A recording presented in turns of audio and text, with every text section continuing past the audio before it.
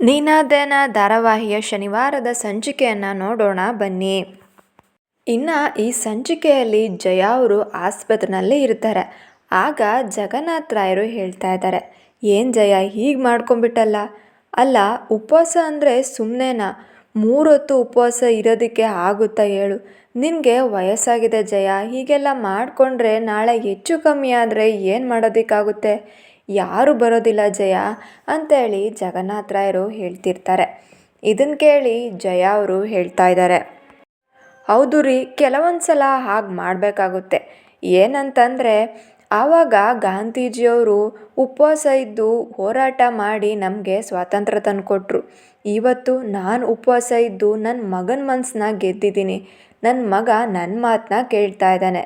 ಅದೇ ಈ ತಾಯಿಗೆ ಖುಷಿ.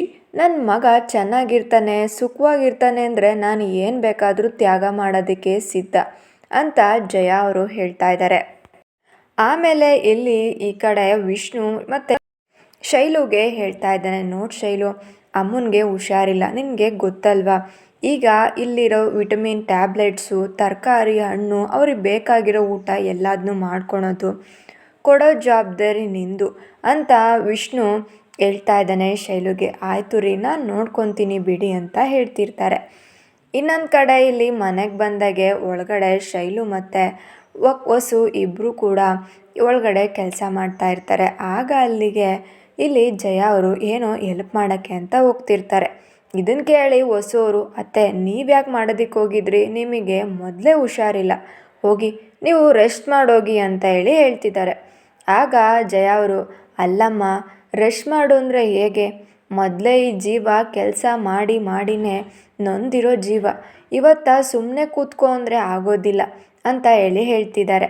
ಆಗ ಅಲ್ಲಿಗೆ ವಿಕ್ರಮ್ ಕೂಡ ಬರ್ತಿದ್ದಾನೆ. ಹೌದೌದು, ಕೆಲಸ ಮಾಡಿನೇ ಆಸ್ಪತ್ರೆಯಲ್ಲಿ ಹಾಗೆ ಮಲ್ಕೊಂಡಿದ್ದು ಅಂತ ಕಾಲು ಎಳಿತಾ ಇದ್ದಾನೆ. ಇನ್ನೊಂದು ಕಡೆ ಹಾಗೆ ಅಲ್ಲೇ ಮಾತಾಡ್ತಾ ಇರ್ತಾರೆ. ಮತ್ತೊಂದು ಕಡೆ ಈ ಕಡೆ ಸಾಕ್ಷಿಯವರು ಅಮ್ಮ ಮತ್ತು ಸಾಕ್ಷಿ ಇಬ್ಬರು ಕೂಡ ಬರ್ತಾ ಇದ್ದಾರೆ. ಬಂದ ತಕ್ಷಣ ಏನು ಅಳಿಯಂದರೆ ಚೆನ್ನಾಗಿದ್ದೀರಾ ಅಂತ ವಿಕ್ರಮ್ನ ಮಾತಾಡಿಸ್ತಿದ್ದಾರೆ. ಆಗ ವಿಕ್ರಮ್ಗೆ ತುಂಬ ಕೋಪ ಬರ್ತಿದೆ. ಇನ್ನೊಂದು ಕಡೆ ಜಯ ಅವರು ಇವ್ರನ್ನ ನೋಡಿ ತುಂಬ ಖುಷಿ ಪಡ್ತಾ ಇದ್ದಾರೆ. ಹತ್ತಿರ ಹೋಗಿ ಮಾತಾಡಿಸ್ತಾ ಇದ್ದಾರೆ. ಅದಕ್ಕೆ ನೋಡಿ, ನಿಮಗೋಸ್ಕರ ಹಣ್ಣೆಲ್ಲ ತೊಗೊಂಬಂದಿದ್ದೀವಿ, ತೊಗೊಳ್ಳಿ ಅಂತ ಕೊಡ್ತಿದ್ದಾರೆ. ಇದನ್ನೆಲ್ಲ ಯಾಕೆ ತೊಗೊಂಬರಕ್ಕೆ ಹೋಗಿದ್ರಿ? ನನ್ನ ಮಕ್ಕಳು ತುಂಬ ಹಣ್ಣು ಹಂಪಲು ಎಲ್ಲ ತಂದುಬಿಟ್ಟಿದ್ದಾರೆ, ಅವೇ ಖಾಲಿ ಆಗ್ತಿಲ್ಲ ಅಂತ ಜಯ ಅವರು ಹೇಳಿದಾಗ, ಅಯ್ಯೋ ಮಕ್ಕಳು ತೊಗೊಂಬರ್ತಾರೆ, ಅದು ಬೇರೆ, ನಾವು ಬೀಗರು ಬರೀ ಕೈಯಲ್ಲಿ ನೋಡೋದಕ್ಕಾಗುತ್ತಾ ನಿಮ್ಮನ್ನು, ಅದಕ್ಕೆ ತೊಗೊಂಬಂದ್ವಿ ಅಂತ ಜಯ ಅವರಿಗೆ ಇಲ್ಲಿ ಸುಧಾ ಅವರು ಹೇಳ್ತಿದ್ದಾರೆ. ಇನ್ನು ಸಾಕ್ಷಿ ಕೂಡ ಅತ್ತೆನ ತುಂಬ ಚೆನ್ನಾಗಿ ಮಾತಾಡಿಸಿದ್ದಾಳೆ. ಏನ್ರಿ, ನಿಮಗೆ ಫೋನ್ ಮಾಡಿದ್ರೆ ಫೋನೇ ರಿಸೀವ್ ಮಾಡಲ್ವಲ್ಲ ಅಂತೇಳಿ ತುಂಬ ಸಲಿಗೆಯಿಂದ ಮಾತಾಡ್ತಾ ಇದ್ದಾಳೆ ಸಾಕ್ಷಿ. ಇದೇನಿದು ಹೊಸ್ದಾಗೆ ಅಳಿಯಂದ್ರೆ ರೀ ಎಲ್ಲ ಅಂತ, ಮೊದಲೇ ನನ್ನನ್ನು ಹೇಗೆ ಮಾತಾಡಿಸ್ತಿದ್ರೋ ಹಾಗೆ ಮಾತಾಡಿಸಿ, ಈ ಥರ ಎಲ್ಲ ನನ್ನ ಮಾತಾಡ್ಸೋದಕ್ಕೆ ಹೋಗಬೇಡಿ ಅಂತ ವಿಕ್ರಮ್ ಹೇಳ್ತಾ ಇದ್ದಾನೆ. ಅದನ್ನು ಕೇಳಿ, ಮೊದಲು ಇದ್ದಿದ್ದೇ ಬೇರೆ, ಈಗಿರೋದೇ ಬೇರೆನಪ್ಪ, ಮೊದಲಿನ ಥರ ಮಾತಾಡ್ಸೋದಕ್ಕಾಗುತ್ತಾ? ಅಳಿಯನಿಗೆ ಎಷ್ಟು ಮರ್ಯಾದೆ ಕೊಡಬೇಕು ಅಷ್ಟನ್ನು ಕೊಡಬೇಕಲ್ವಾ ಅಂತ ಸಾಕ್ಷಿಯವ್ರ ತಾಯಿ ಸುಧಾ ಅವರು ಹೇಳ್ತಾ ಇದ್ದಾರೆ. ವಿಕ್ರಮ್, ನಾವು ಹಾಕಿರೋ ಕಂಡೀಷನ್ಗೆಲ್ಲ ನೀನು ಒಪ್ಕೊಂಡಿದ್ಯಾ ತಾನೇ? ಈ ಮದುವೆ ನಿನಗೆ ಇಷ್ಟ ಇದೆಯಲ್ವಾ ಅಂತ ಸಾಕ್ಷಿಯವ್ರ ತಾಯಿ ಸುಧಾ ಕೇಳಿದಾಗ, ಆಗ ವಿಕ್ರಮ್, ಕಂಡೀಷನ್ನ? ಏನು ಕಂಡೀಷನ್ನು? ಅದೇನಂತ ಹೇಳಿ ನೋಡೋಣ ಅಂತ ವಿಕ್ರಮ್ ಕೇಳ್ತಿದ್ದಾರೆ. ಈಗ ವಿಕ್ರಮ್ಗೆ ಸತ್ಯ ಎಲ್ಲಿ ಗೊತ್ತಾಗುತ್ತೋ ಮತ್ತೆ ಅವನು ಈ ಮದುವೆಗೆ ನಾನು ಒಪ್ಕೊಳೋದಿಲ್ಲ, ಈ ಮದುವೆ ಬೇಡ, ನಾನು ಆ ಮನೆಗೆ ಹೋಗಿ ಇರೋದ ಅಂತ ಎಲ್ಲಿ ಮತ್ತೆ ತಕರಾರು ಮಾಡ್ತಾನೋ ಅಂತ ಮಧ್ಯೆ ಬರ್ತಿದ್ದಾರೆ ಜಯ ಅವರು. ಇಲ್ಲ, ವಿಕ್ರಮ್ಗೆ ಇದೆಲ್ಲ ಒಪ್ಪಿಗೆ ಇದೆ ಕಂದ, ಅದೇನಾ ನೀನು ಇದನ್ನೆಲ್ಲ ಬಿಟ್ಟು, ಈ ರೌಡಿಸಮ್ ಎಲ್ಲ ಬಿಟ್ಟು ಆರಾಮಾಗಿ ಇರೋದ್ರ ಬಗ್ಗೆ ಅವ್ರು ಹೇಳ್ತಾಯಿದ್ರು. ಸುಧಾ, ನನ್ನ ಮಗ ನನ್ನ ಮಾತನ್ನ ಕೇಳ್ತಾನೆ ಅಂತ ಅವರು ಕೂಡ ಹೇಳ್ತಿರ್ತಾರೆ. ಆಗ ವಿಕ್ರಮ್ ಕೂಡ, ಅದೇನು ಕಂಡೀಷನ್ನು, ಅಮ್ಮ ಏನು ಹೇಳಿದಾರೋ ಆ ಮಾತಿನ ನಾನು ಕೂಡ ನಿಂತ್ಕೊತೀನಿ, ಅಮ್ಮಂಗೆ ಇಷ್ಟ ಅಂದರೆ ನನಗೂ ಕೂಡ ಇಷ್ಟ ಅಂತ ವಿಕ್ರಮ್ ಅಲ್ಲಿಂದ ಹೊರಟೋಗ್ತಿದ್ದಾನೆ. ಕೇಳ್ದ ಸುಧಾ, ನನ್ನ ಮಗ ಹೇಗಂತ, ನನ್ನ ಮಾತಿಗೆ ಅವನು ಇನ್ನೊಂದು ಮಾತಾಡಲ್ಲ ಅಂತ ಇಲ್ಲಿ ಹೇಳ್ತಾ ಇದ್ದಾರೆ ಜಯ ಅವರು. ಮತ್ತು ಮದುವೆ ಯಾವಾಗ ಮಾಡೋದು ಅಂತ ಮಾತಾಡ್ತಿದ್ದಾರೆ. ಇನ್ನೇನು ನಾಳೆ ಎಳ್ಳು ಬೆಲ್ಲ ತಿಂದು ಒಳ್ಳೆ ಮಾತಾಡಿ ಅನ್ನೋ ಹಾಗೆ ನಾಳೆ ಸಂಕ್ರಾಂತಿ ಹಬ್ಬದಿಂದಲೇ ಎಂಗೇಜ್ಮೆಂಟ್ ಮಾಡಿ ಮುಗಿಸ್ಬಿಡೋಣ, ಇದಕ್ಕೆಲ್ಲ ಕಾಯ್ಕೊಂಡು ಕೂತ್ಕೊಳೋದು ಬೇಡ, ಒಳ್ಳೆ ಕಾಲ ಬಂದೇ ಬಿಟ್ಟಿದೆ ಅಂತ ಹೇಳ್ತಿರ್ತಾರೆ. ಈ ಕಡೆ ಪಾಪ ಅಡುಗೆ ಮನೆಯಲ್ಲಿ ವಸು ಅಳ್ತಾ ಇರ್ತಾಳೆ. ಆಗ ಅಲ್ಲಿಗೆ ವಿಷ್ಣು ಬರ್ತಾ ಇದ್ದಾರೆ. ಬಂದು ಯಾಕೆ ವಸು ಏನಾಯಿತು ಅಳ್ತಾ ಇದೆಯಲ್ಲ, ಯಾರಾದರೂ ಏನಾದರೂ ಅಂದ್ರಾ ಅಂತ ಹೇಳಿ ಕೇಳ್ತಾ ಇದ್ದಾರೆ.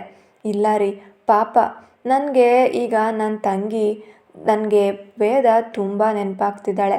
ಯಾವಾಗಲೂ ಕೂಡ ನನ್ನ ಜೊತೆಗೆ ಇರ್ತಾ ಇದ್ಲು. ಅಷ್ಟು ದೊಡ್ಡ ಮನೆಯಲ್ಲಿ ಬೆಳೆದಿದ್ರು ಕೂಡ, ಅಷ್ಟೊಂದು ಶ್ರೀಮಂತರಾಗಿದ್ದರೂ ಕೂಡ ಅವಳಿಗೆ ಯಾವತ್ತೂ ಕೂಡ ಗರ್ವ ಅಹಂಕಾರ ಅನ್ನೋದು ಇರ್ತಾನೆ ಇರಲಿಲ್ಲ. ಆದರೆ ಪಾಪ ಏನು ಮಾಡೋದು, ಅವಳಿಗೆ ನಮ್ಮ ಮನೆಯಲ್ಲಿ ಇರೋ ಋಣ ಇರಲಿಲ್ಲ ಅನಿಸುತ್ತೆ ಅಂತ ಹೇಳಿ ಹೇಳ್ತಿದ್ದಾರೆ. ಇದನ್ನು ಕೇಳಿ ವಿಷ್ಣು ಕೂಡ ಹೌದು ಶೈಲು, ಹೌದು ನೀನು ಹೇಳ್ತಿರೋದು ನಿಜ. ಯಾಕಂದರೆ ನನಗೂ ಕೂಡ ವೇದ ಎಷ್ಟೊಂದು ಮೋಟಿವೇಟ್ ಮಾಡ್ತಾ ಇದ್ಲು, ನನಗೆ ಭಾವ ಭಾವ ಅಂತ ಬಾಯಿ ತುಂಬ ಕರಿತಾ ಇದ್ಲು ಅಂತ ಹೇಳಿ ಹೇಳ್ತಾ ಇದ್ದಾರೆ. ಇನ್ನೊಂದು ಕಡೆ ಹೀಗೆ ಮಾತಾಡ್ತಾ ರೀ ನಾಳೆ ಏನಾದರೂ ಎಂಗೇಜ್ಮೆಂಟ್ ಆದರೆ ಏನು ಮಾಡೋದು, ಆವಾಗ ನಮಗೆ ಸಂಪೂರ್ಣವಾಗಿ ನಾವು ವೇದನ್ನ ಮರ್ತ್ಕೊಬೇಕಾಗುತ್ತೆ ಅಂತ ಹೇಳಿ ಹೇಳ್ತಾ ಇದ್ದಾರೆ. ಇಲ್ಲ ಹಾಗೆಲ್ಲ ಆಗಲ್ಲ, ಅವರು ಉಮಾಮಹೇಶ್ವರಿ ದೇವಸ್ಥಾನದಲ್ಲಿ ಮದುವೆ ಆಗಿರೋದು. ಹಾಗೆಲ್ಲ ಅವರು ಮದುವೆ ನಿಂತೋಗೋದಿಲ್ಲ, ಅವರು ಶಾಶ್ವತವಾಗಿ ಚೆನ್ನಾಗಿರ್ತಾರೆ, ನೋಡೋಣ ಬಿಡು ಅಂತ ಹೇಳಿ ಹೇಳ್ತಾ ಇದ್ದಾನೆ ವಿಷ್ಣು. ಇನ್ನೊಂದು ಕಡೆ ಇಲ್ಲಿ ವೇದನ್ಗೂ ಅಷ್ಟೇ ಪಾಪ ವಿಕ್ರಮನ್ಗೂ ತುಂಬ ಕಾಡ್ತಾ ಇರುತ್ತೆ. ಯಾಕಂದರೆ ವಿಕ್ರಮ್ದೇ ನೆನಪಲ್ಲಿ ಅವಳು ಕೈಗೆ ಅದೇ ರೀತಿ ಕರ್ಚಿಫ್ ಕಟ್ಕೊಂಡು ಬೆತ್ತಳ ನಿನ್ನನ್ನು ತುಂಬ ಮಿಸ್ ಮಾಡ್ಕೊತಿದ್ದೀನಿ ಅಂತ ವಿಕ್ರಮ್ ಕೂಡ ಹೇಳ್ತಾ ಇದ್ದಾನೆ, ವೇದ ಕೂಡ ಹೇಳ್ತಾ ಇರ್ತಾರೆ. ಅವರಿಬ್ಬರಿಗೂ ಕೂಡ ಅದೇ ನೆನಪು ಜಾಸ್ತಿ ಇರುತ್ತೆ. ನಿನ್ನನ್ನು ಯಾವಾಗ ಮೀಟ್ ಮಾಡ್ತೀನಿ ಅಂತ ವೆಯ್ಟ್ ಮಾಡ್ತಿದ್ದೀನಿ ಅಂತ ಹೇಳಿ ಹೇಳ್ತಾ ಇದ್ದಾಳೆ ವೇದ. ಇಲ್ಲಿ ಜಯ ಅವರು ಹೊರಟಿದ್ದಾರೆ. ಜಯ ಅವರು ಇವತ್ತು ಕೋಟೆ ರಾಜೇಂದ್ರನ ಮೀಟ್ ಮಾಡಬೇಕು ಅಂತ ಹೇಳಿ ಹೋಗ್ತಾ ಇದ್ದಾರೆ. ಅವರು ಮನೆ ಮುಂದೆ ಇರ್ತಾರೆ. ಆಗ ಅಲ್ಲಿರೋ ಹುಡುಗರು ಹೋಗಿ ಹೇಳ್ತಾ ಇದ್ದಾರೆ ನಾಯಕರ ಹತ್ರ, ನಾಯಕರೇ ನಿಮ್ಮನ್ನು ಮೀಟ್ ಮಾಡೋದಕ್ಕೆ ವಿಕ್ರಮ್ ತಾಯಿ ಬಂದಿದ್ದಾರೆ ಅಂತ ಹೇಳ್ತಿದ್ದಾರೆ, ಸರಿ ಕಳಿಸ್ಕೊಡಿ ಅಂತ ಹೇಳಿದಾಗ ವಿಕ್ರಮ್ ತಾಯಿ ಜಯ ಅವರು ಒಳಗಡೆ ಹೋಗ್ತಾ ಇದ್ದಾರೆ. ಬನ್ನಿ ಅಮ್ಮ ಕೂತ್ಕೊಳ್ಳಿ ಅಂತ ಹೇಳಿ ಹೇಳ್ತಿದ್ದಾರೆ. ಆಗ ಇಲ್ಲಿ ಜಯ ಅವ್ರಿಗೆ ನೀವು ಅಮ್ಮ ಅಂತೇಳಿ ಕರೆದ್ರಲ್ಲ, ನನಗೆ ಕೂತ್ಕೊಂಡಷ್ಟೇ ಸಮಾಧಾನ ಆಯಿತು, ನಾನು ಬಂದ ವಿಷಯನ ಹೇಳ್ಬಿಡ್ತೀನಿ ಅಂತ ಹೇಳ್ತಾ ಇದ್ದಾರೆ. ಸರಿ ಬನ್ನಿ ಮಾತಾಡೋಣ, ಅದಕ್ಕೆ ಯಾಕೆ ಅರ್ಜೆಂಟು, ಕಾಫಿ ತೊಗೊಂಬನ್ನಿ ಅಂತೇಳಿ ಉಪಚಾರನ ಮಾಡ್ತಾ ಇದ್ದಾರೆ. ನೋಡಿ ನಾನು ನಿಮ್ಮ ಉಪಚಾರನ ತೊಗೊಬೇಕು ಅಂತ ಬಂದಿಲ್ಲ, ಆದರೆ ಇಲ್ಲಿ ಒಂದು ಮುಖ್ಯವಾದ ವಿಚಾರನ ಮಾತಾಡಬೇಕು ಅಂತ ಬಂದಿದ್ದೀನಿ ಅಂತ ಹೇಳಿ ಹೇಳ್ತಾ ಇದ್ದಾರೆ. ಅದೇನದು ಹೇಳಿ, ನೀವು ನನಗೆ ತಾಯಿ ಸಮಾನ, ನನಗೆ ತಾಯಿ ಇಲ್ದಿದ್ಬೋದು, ನೀವು ಆ ಸ್ಥಾನನ ತುಂಬಿದ್ದೀರಾ ಅಂತೇಳಿ ಕೋಟೆ ರಾಜೇಂದ್ರ ಹೇಳ್ತಾ ಇದ್ದಾನೆ. ಇಲ್ಲಿಗೆ ಸಂಚಿಕೆ ಮುಕ್ತಾಯ. ಪ್ರೋಮೋ ಕೂಡ ಹಾಕಿದ್ದೀವಿ, ನೋಡ್ಕೊಂಬನ್ನಿ.